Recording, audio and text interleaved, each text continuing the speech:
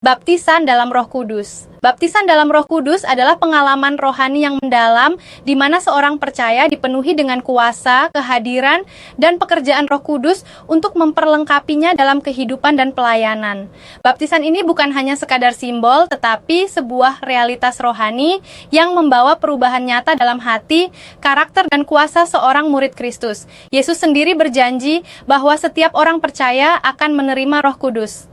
Dalam Kisah Para Rasul 1:8, ia berkata, "Tetapi kamu akan menerima kuasa kalau Roh Kudus turun ke atas kamu, dan kamu akan menjadi saksiku di Yerusalem, di seluruh Yudea dan Samaria, dan sampai ke ujung bumi."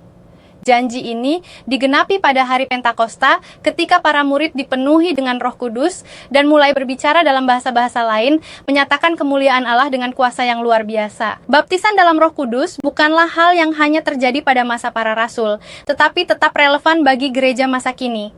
Roh Kudus diberikan kepada semua orang yang percaya dan rindu untuk hidup dipenuhi olehnya.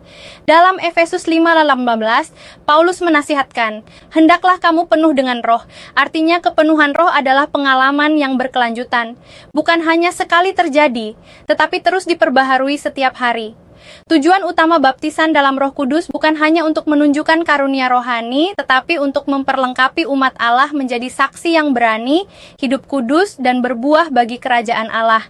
Dengan dipenuhi Roh Kudus, kita diberi kemampuan untuk mengasihi tanpa batas, melayani dengan kerendahan hati, serta memiliki hikmat dalam mengambil keputusan. Roh Kudus juga menguatkan kita menghadapi pencobaan dan memberi penghiburan di tengah penderitaan. Tanda-tanda baptisan Roh Kudus dapat berbeda-beda pada setiap orang. Dalam beberapa kasus, seperti di Kisah Para Rasul 2 dan 10, orang-orang yang dipenuhi Roh Kudus berbicara dalam bahasa roh. Namun, tanda yang paling nyata bukanlah bahasa roh itu sendiri, melainkan kehidupan yang diubahkan dan dipenuhi oleh kasih, sukacita, damai sejahtera, kesabaran, kemurahan, kebaikan, kesetiaan, kelemah lembutan, dan penguasaan diri. Galatia 5:22-23.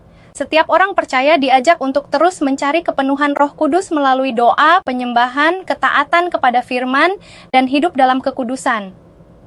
Baptisan dalam Roh Kudus adalah pengalaman yang akan menyalakan api rohani dalam hati kita, menghidupkan iman yang berkuasa dan membawa kita lebih dekat kepada Allah. Marilah kita membuka hati dan berkata seperti pemazmur, "Janganlah ambil rohmu yang kudus daripadaku." Mazmur 51:11. Biarlah Roh Kudus terus bekerja, memenuhi dan membaptis kita setiap hari, agar hidup kita menjadi alat kemuliaan bagi Kristus dan menjadi saksinya di dunia ini.